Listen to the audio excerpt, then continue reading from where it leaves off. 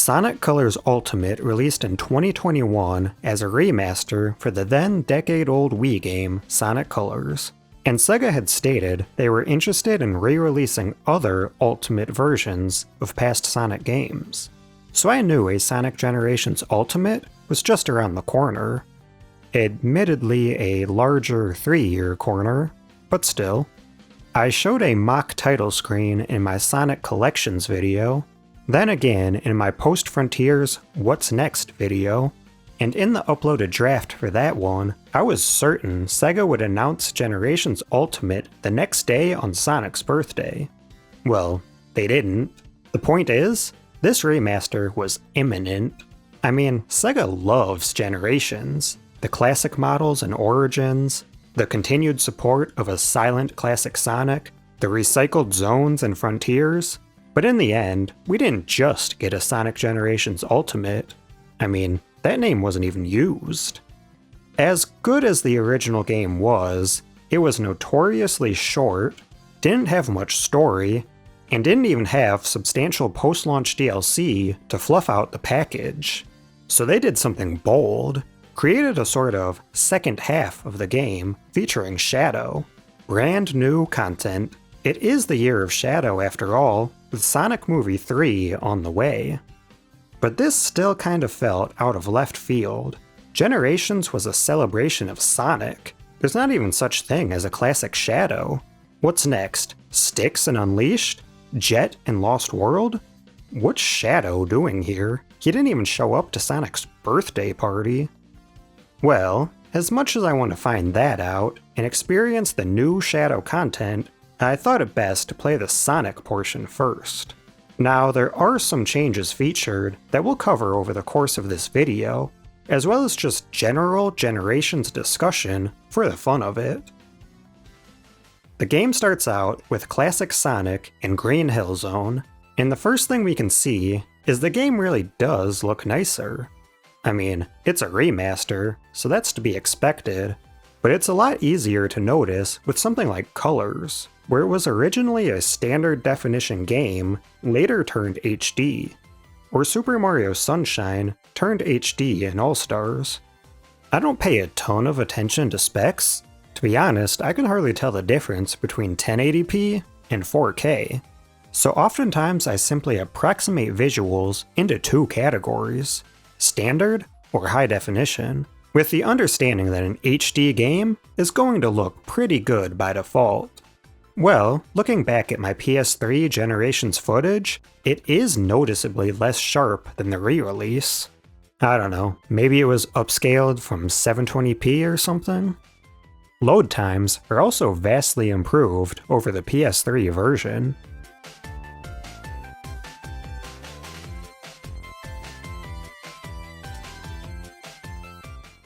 If you're playing on PS5, you'll notice the game makes use of the controller's speaker when collecting rings or hitting springs, which is a bit of fun. And if you manage to die in the first act, you'll see there is no longer a life counter, much like in most modern games. I'm perfectly okay with this, since life counts have been rather pointless ever since games started getting bigger and autosaves became more prevalent. Though if you don't like the unlimited lives, you do have the option to switch it back. Looks like they finally got the hint after the Origins backlash. That game still doesn't let you toggle lives on, which is strange because Sonic 1 and 2 originally couldn't save, so lives were a very important gameplay factor. It's less so the case in Generations, but you can still buy lives and life-related skills from the shop, and Chao will warn you about the life modes and settings. Back in Green Hill, we'll notice one little change for Classic. The spin dash is moved from square button to R2, which feels a bit nicer. But we'll find an even cooler change. Pressing jump twice and holding will now let Sonic perform his celebrated Dropdash move. I love how much this has been implemented since Mania. Classic Forces, Ages, Origins, Superstars, Frontiers. In fact, modern Sonic gets the Dropdash for a second time, now in Generations. Admittedly, this has sent me over the edge in a few tense situations, but it does offer a bit of reprieve when your boost meter is out and you want a jolt of speed. Overall, it's just fun to use, even if it is a bit unwieldy at times.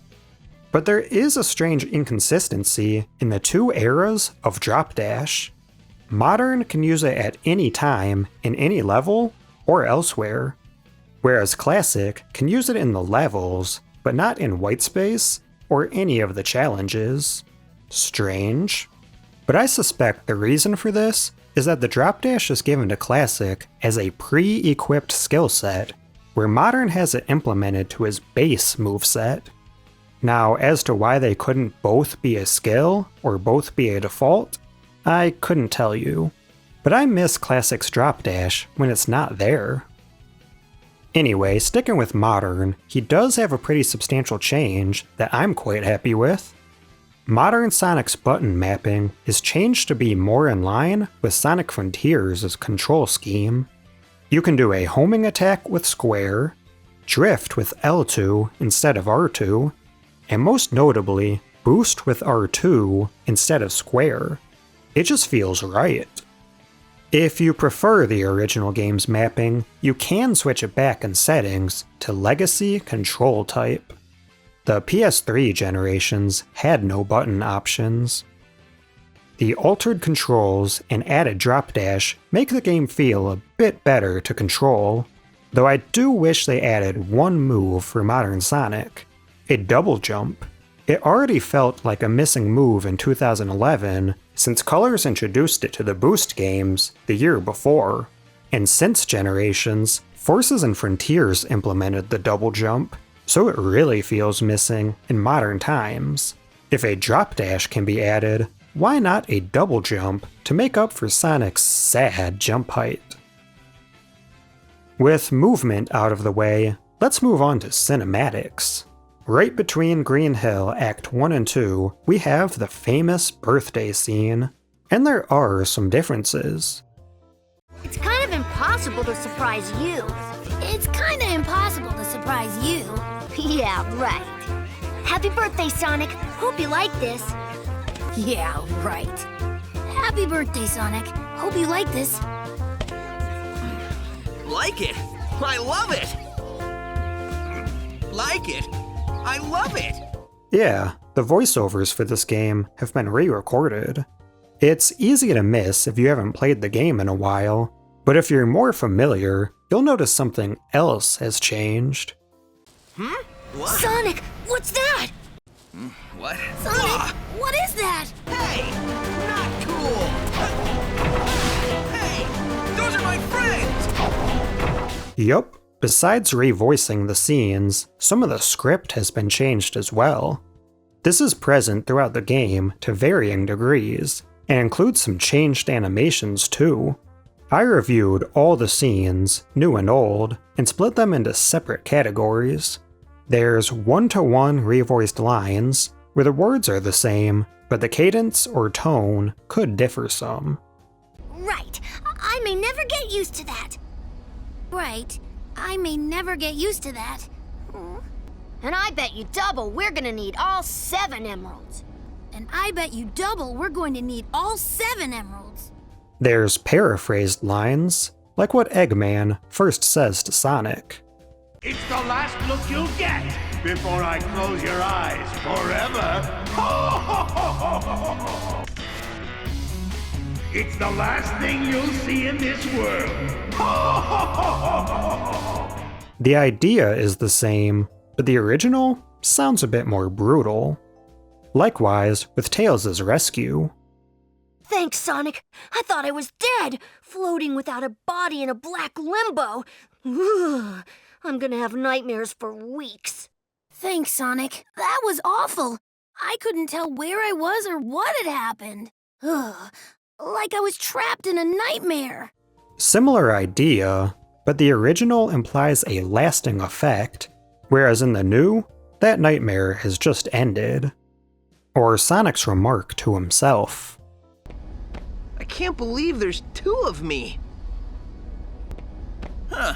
Couldn't have done it better myself. The first expresses disbelief, the second is a comical quip, but neither one really changes the tone. Next we have clever or positive rewrites that improve the scenes. Hey Sonic, I saw something over there in the distance. Like buildings, but they look weird. We can start over there. That skyline looks familiar, but I can't be sure. Tails should have some recognition of chemical plant, which he does now. Eggman used to be vague about his previous failure, but now directly ties it to colors for series continuity.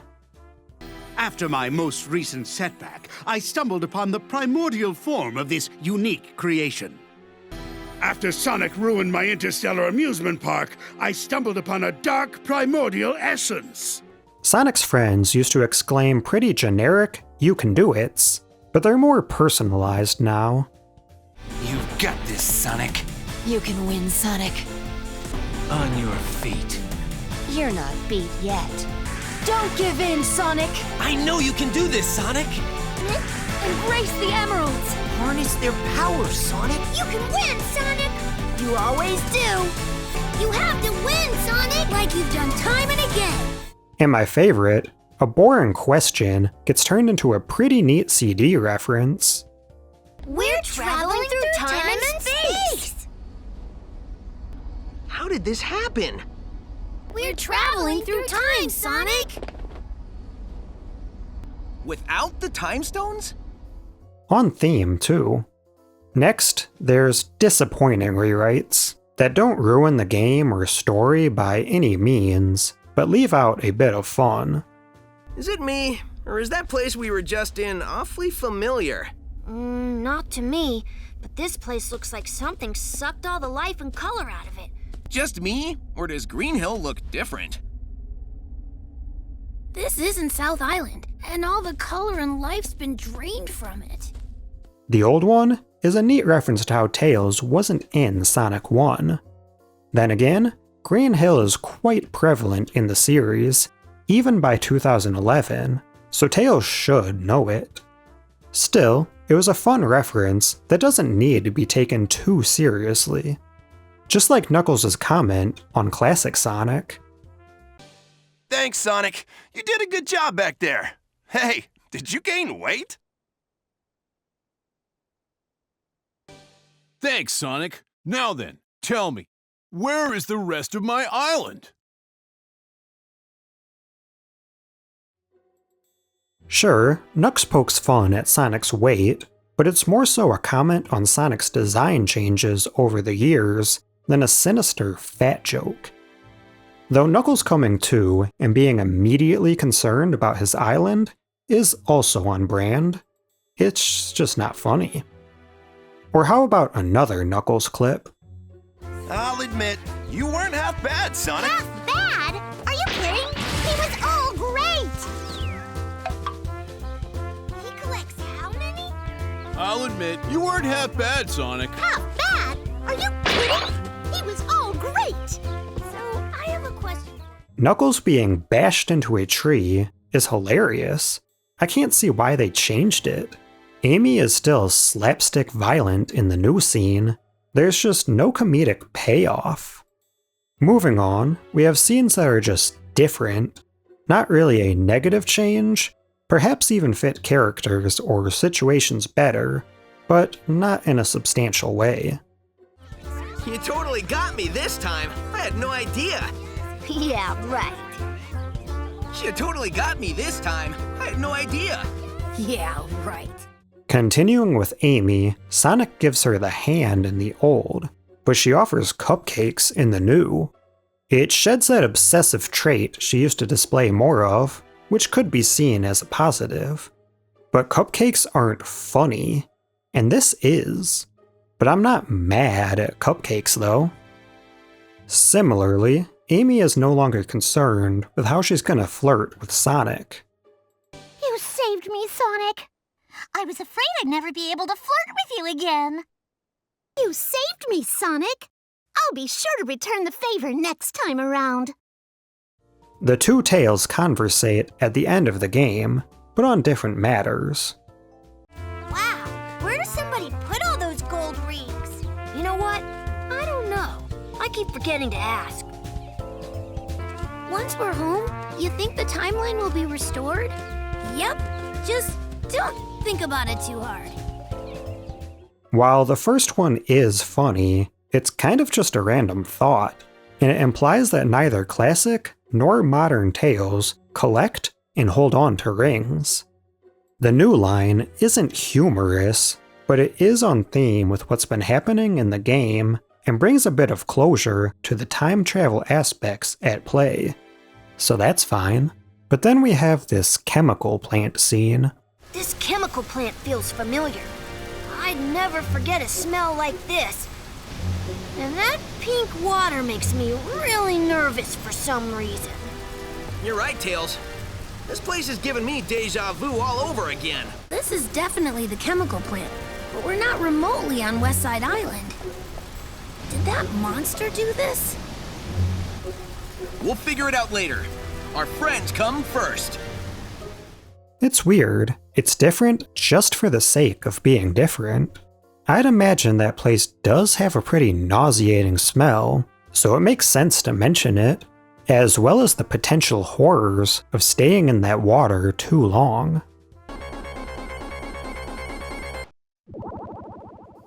So why change it? Though I did enjoy the mention of West Side Island, so it is what it is, I guess. But finally, we move on to the last category, and that's added elements. Sticking with voice lines, we have new phrases from modern Sonic whenever a friend is freed. Thanks for saving me, Sonic. It was scary in the dark, but I tried to be brave. Thank you for saving me, Mr. Sonic. It was so scary, but I tried to be really brave.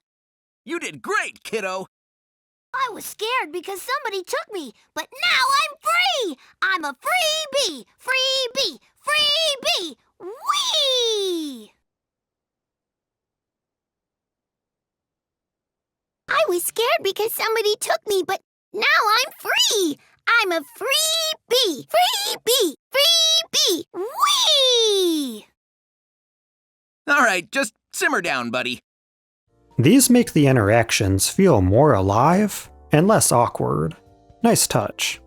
Something more visual is Robotnik actually being seen when he's eaten by the time monster.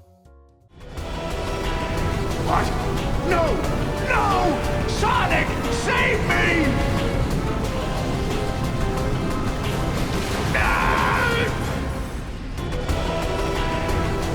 What? No! No! Sonic, save me! No! Don't know why he wasn't shown before. An extremely minor addition that's so easy to miss it's actually funny they decided to add it is Silver now gets to eat a chili dog. Good on you, dude. And lastly, how well were you paying attention at the party? Cause it used to just be Sonic's friends present, but this time around, it seems Cheese has invited some friends of her own. Various different Chao now inhabit the party, and they look like they were always meant to be there. A cool addition. But these Chao aren't just visual, it turns out, cause in the collection room, we'll see an additional entry between the movies and artwork. A Chao book with hints on where to find them. Yeah, so in each level, each act has 3 Chao to seek out, which gives you an extra task to do in these levels. They all look different too, so it's fun to see what the next one will be. Now, these Chao don't act too different from the red rings, like how the number rings or moon rings change the way you go about collecting them. They just need to be found. Some will have some pretty clever hiding spots, and some will move around a bit. But the cool thing is, they'll follow you around for a minute as you continue down the level. It's nice they added something else to these levels to return for. And once found, you'll see all the new Chao just chilling at the level gates. If we continue walking around White Space, we'll find an empty platform in the Green Hill section. This originally housed a Sega Genesis, where you could play Sonic's first game. It was strangely taken out of the PC version, and is now absent from the X-Shadow version too. What's the harm in having another way to play Sonic 1? On the opposite end of the classic era white space, we'll find a pinball table up on a ledge, and it's themed after Casino Night. This wasn't in the original generations at launch, but it was added as a downloadable extra for pre-order, and later available to anyone to download separately. It's a bit of fun to play the most notable pinball level as an actual pinball table, though I'd vastly prefer the actual level, but we'll touch on that later. The last big change we'll see also comes in the form of downloadable extras. With the right codes, we can change the appearance of both Sonics. Modern Sonic gets his adventure design that's more in line with his Dreamcast model than the DX one. Pretty cool. And Classic Sonic gets his Jam model, which is the most fitting for a 3D Classic Sonic portrayal. His The Fighters model came first, but his Diamond Belly and Noodle Legs are more fit for boxing than running, so Jam it is. Those spikes have never looked pointier. Come to think of it, normal Classic Sonic spikes are pointier too in the remaster. These of course won't show up in cutscenes, so the best place to view them in full is on the results screen. There's actually a ton of other characters we can look at in detail. Heading all the way left to the collection room, we'll see a prompt that says Statue Room. This area was in the original generations, but it was kept a secret within the game. By holding the select button, Sonic would drop through the floor to the basement in a room dedicated to statues. The only catch is, you would need a code for each of them. These seem to be a little bonus for promotional purchases, but most people would have just found the codes online. Luckily, in the new version, you can view every figurine without inputting a single code. Long time no see, Chip. Now, with changes discussed, we'll move on to just general Sonic Gen's thoughts and feelings, since the release of a remaster is the perfect time to discuss past games. Plus, we can factor in some things the series has seen since. Starting with the classic era, it's a bit underwhelming returning to it now, and that's at no fault of Generations itself. Back in 2011, it was incredible seeing modern versions of old Genesis levels. I mean, we did get the Secret Green Hill in SA2, and Sonic 4's Not Green Hill, but neither of those came close to the detail of Generations Green Hill, and Chemical Plant and Sky Sanctuary were completely unique re-envisioned levels. Since then, we got Green Hill adjacent Windy Hill, Green Hill and Chemical Plant in Forces, and Green Hill, Chemical Plant, and Sky Sanctuary in Frontiers. So it's hard to get excited after just playing the cyberspace versions. The reason I mention this is not to dog on Frontiers or discredit Generations, but to express that too much reuse not only makes your current project more dull than it otherwise would be, but also has the potential to take away from what was once celebrated. So hopefully Sonic Team takes that into consideration moving forward. Hey Sonic! Enjoy your future! It's gonna be Green Hill! So that's modern Classic Era. What about Classic Era? These stages are fine, but don't do a whole lot to re-envision them like their later Mania counterparts, apart from their 3D look. Classic Sonic in Generations definitely shines the brightest in stages foreign to his timeline, though the Metal Sonic rival battle was pretty cool to see. Moving onward to the Adventure Era, this is definitely the most exciting one for me.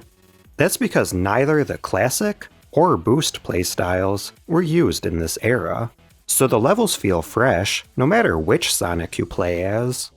Seeing classic Sonic using light poles as platforms, or skateboarding away from the rampant truck, or modern Sonic boosting down the buildings or across the water at speeds unheard of on the Dreamcast or GameCube.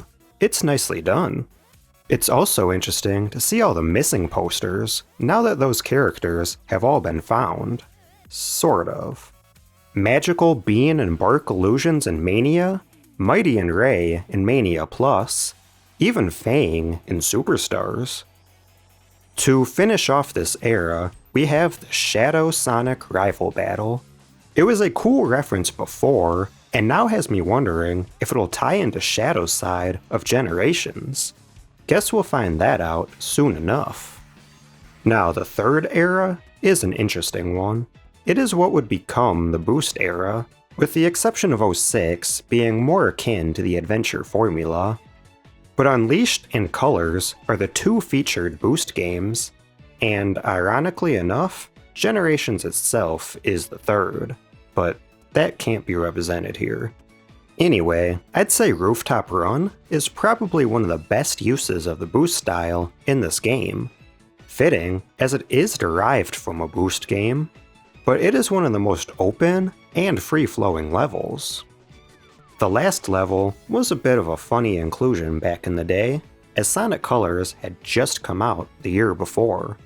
But you did get a classic 2D Planet Wisp, as well as a look at what an HD Planet Wisp could look like 10 years before Colors Ultimate. Silver being the rival battle makes the most sense, but it is a shame it uses Crisis City again. The rival battles as a whole feel like something's missing. There's a little animated intro that's nice, but they end with no real payoff. Well, besides a Chaos Emerald. Since they went through the trouble of revoicing lines and reanimating some scenes, it would have been awesome to see a little bit of banter between Sonic and his respective rival after the battle, much like the added character rescue lines. With all the emeralds in hand, we get 2 Super Sonics, and that last boss? I won, and felt like I didn't do anything. That looks like a homing shot!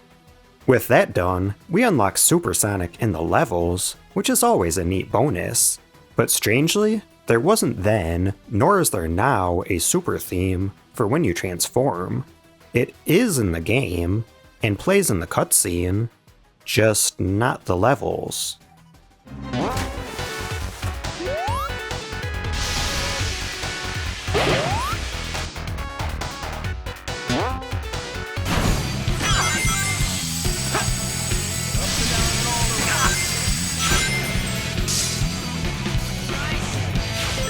That feels wrong. Here's what it could look like.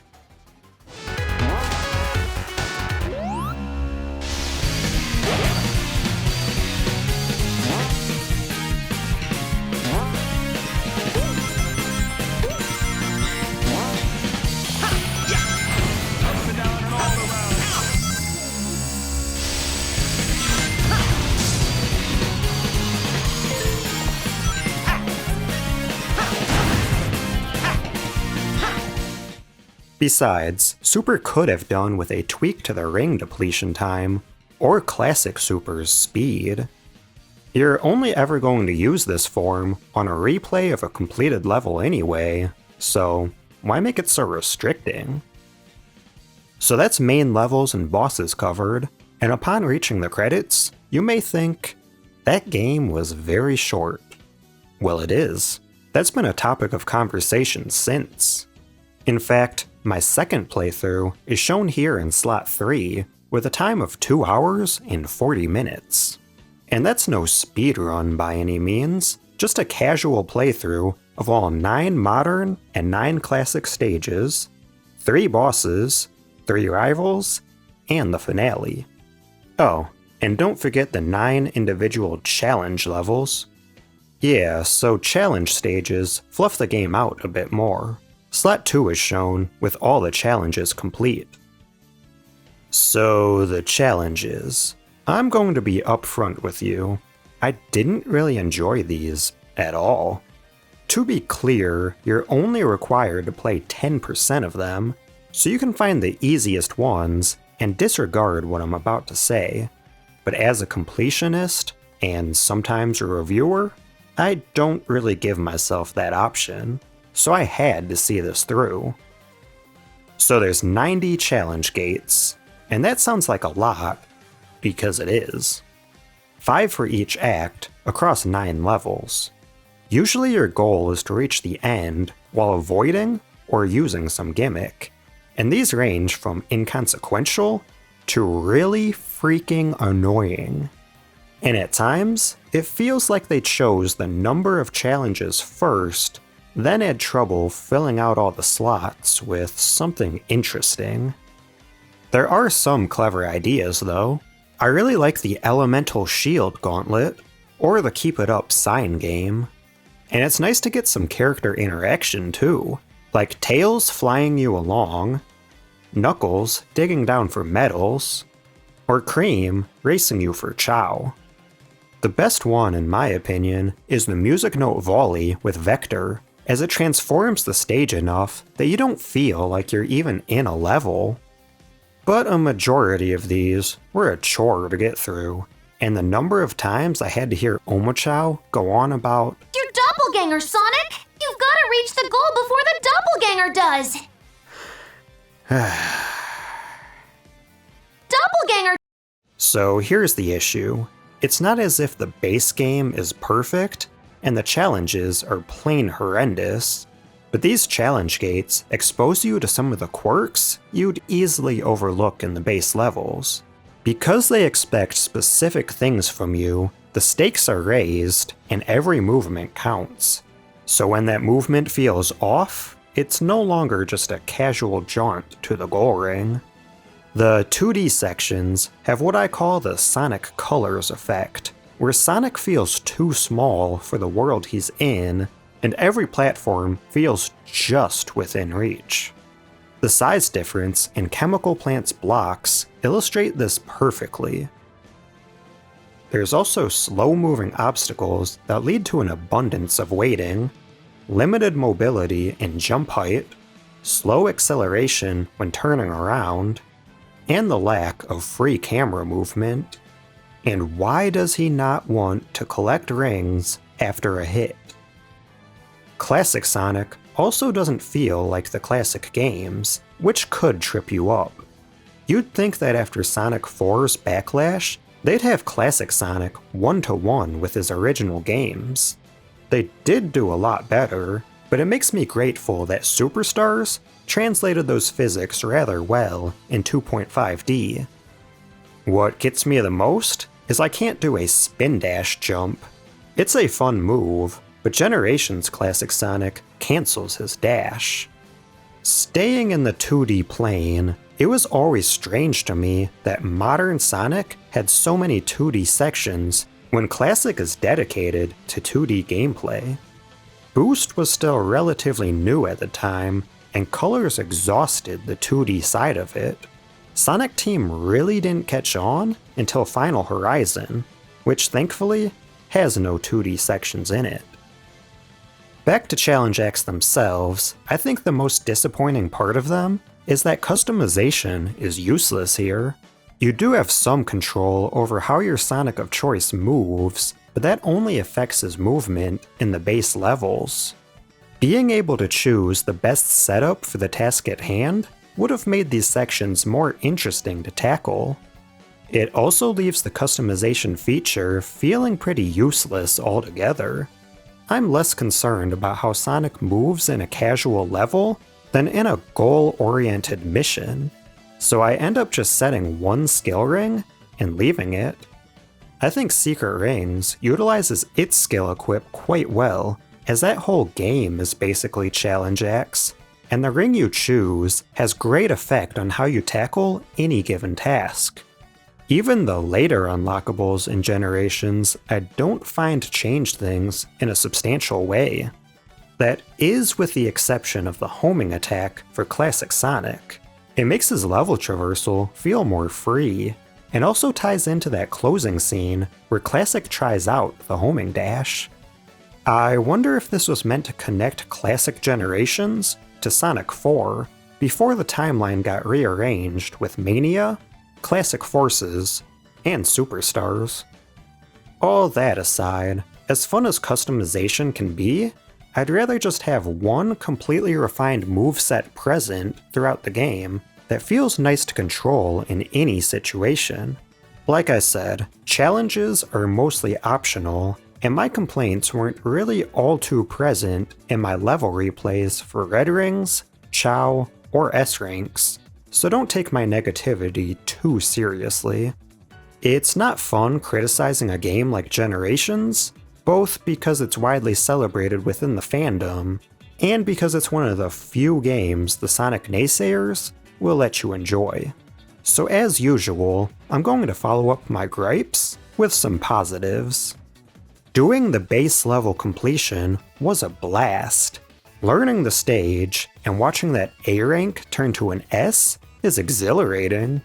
And looking around for Red Rings and Chao really reinforce how well these levels were designed, with alternate paths and really cool visuals, or little events within that set each stage apart. Doing all this also increases the playtime, obviously, so here's my final time in slot 1. Still sub 20 hours, but it's enough to feel substantial. And for more replayability, you can use the new save slot feature to restart the game and switch up the order in which you finish the acts. This will play alternate versions of the character rescue scenes. It plays either Classic Sonic or Modern, depending on whichever one finished the level last.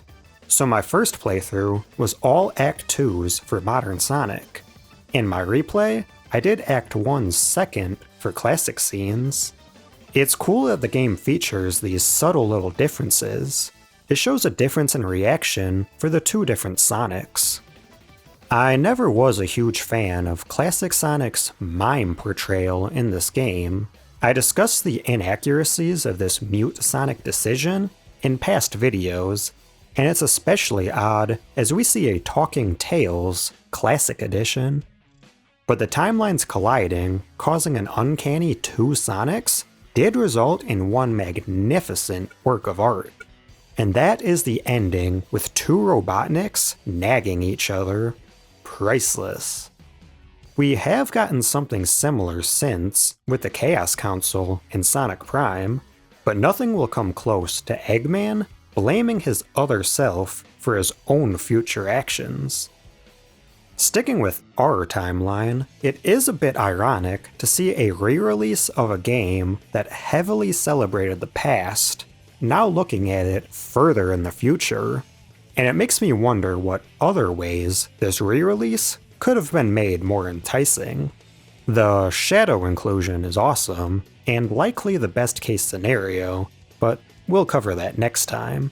One idea I had is an additional area in Whitespace featuring some levels made post-2011, Studiopolis from Mania, Capital City from Forces, or Golden Capital from Superstars are just a few ideas.